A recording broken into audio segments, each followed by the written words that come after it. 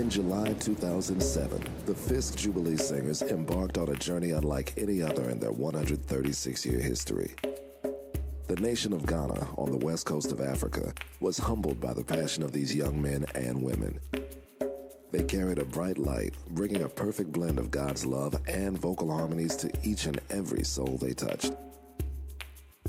From presidents to kings, thousands shed tears of joy as the Fisk Jubilee singers shared their music with the people who originated it hundreds of years ago.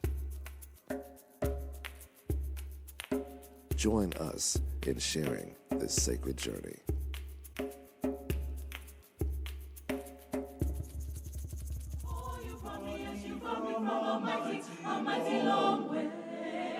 God specially selected every individual person to be in this particular group that came to Ghana. There is something very unique about this group. They are very loving, very committed to being Jubilee singers, always ready to take on challenges. We have finally landed after 9 long hours. I have mixed emotions. I'm excited. I'm anxious. I'm thirsty. I'm hungry. That is a talent. Oh, wow. His hands are free. He can carry 2 other things with him.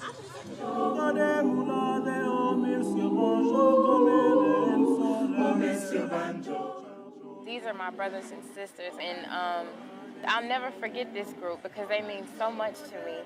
They are my family at school when I'm not at home, and it's also affected me spiritually as a Christian because we sing about God and His love and His faithfulness. I realized that when you touch someone spiritually, it really makes a difference in their life and in mine. It's a lot of aspects that have affected my life being a Jubilee singer, being a part of the group.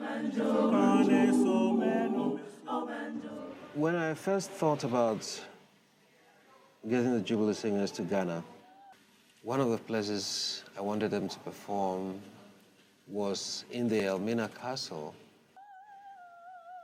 I knew that it would be a history-making event.